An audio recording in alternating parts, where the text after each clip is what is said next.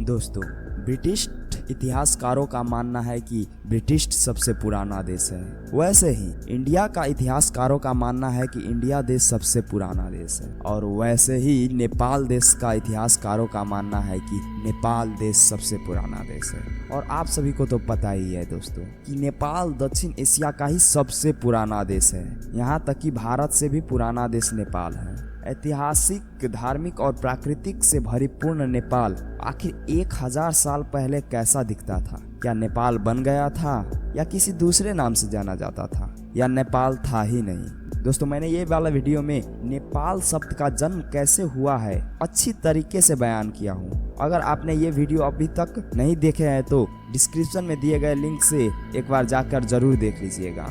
और हमारे चैनल पर नए हैं तो दोस्तों हमारे चैनल को सब्सक्राइब कर लीजिए ऐसे ही इन्फॉर्मेटिव वीडियो के लिए। दोस्तों, मैंने उस वाले वीडियो में साफ साफ बताया हूँ कि तिब्बती भाषा में ने का अर्थ मध्य और पा का अर्थ देश होता है, और तिब्बती लोग नेपाल को नेपा कहते थे। इससे ये तो साफ होता है कि नेपाल के एकीकरण और जन्म से बहुत पहले ही मध्य देश यानी कि मधेश का उत्पत्ति हो गया था। दोस्तों, नेपाल के बुटवल से मिली 1,10,00,000 वर्ष पुराना मानव संप्राणी रामापिथेकस के प्रस्तरीकृत अवशेष से लेकर प्रागैतिहासिक काल के जितने जीवाशेष, हाथ हथियार और औजार मधेश में दांग से लेकर मोरंग तक मिला है, वे नेपाल यानी मधेश में मानव उदय और विकास की प्राचीनता को दर्शाता है। उसी क्रम में मानव विकास जंगली और बर्बर युग से गुजरते हुए सभ्य युग के ओर बढ़ा था, और मधेश यानी नेपाल में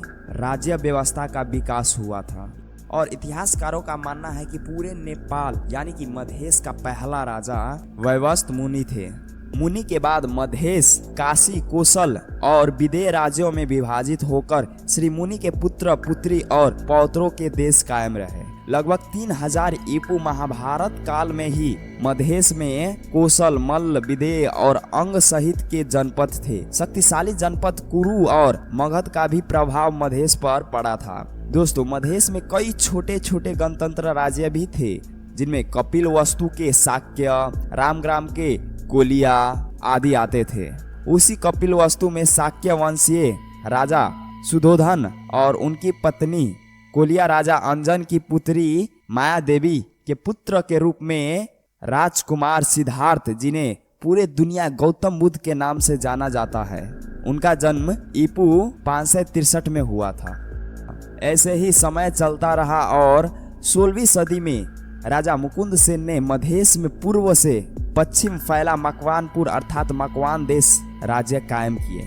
महान मधेसी राजा मुकुंद सेन ने पहाड़ी इलाका पर भी आक्रमण करके वहां पर भी कब्जा जमाए थे। उनके बाद उनके सबसे छोटे बेटे राजकुमार लोहांग सेन ने पूर्व के छोटे छोटे राज्य का एकीकरण करते हुए टिस्टा नदी तक मधेश राज्य कायम किए। उसके बाद 18वीं सदी और मधेश और गोरखाली सेना के बीच घमासान युद्ध हुआ, पर गोरखाली बहुत बुरी तरीके से हार गए और यहाँ तक कि पृथ्वी नारायण शाह मरते मरते बचे थे। उसके बाद गोरखाली को अंग्रेज से संधि करनी पड़ी और सन 1816 दिसंबर 8 की संधि के माध्यम से अंग्रेजों ने कोसी और राप्ती नदी बीच की भूमि, मधेश की भूमि, गोरखालियों को शासक उपभोग करने के लिए दे दी।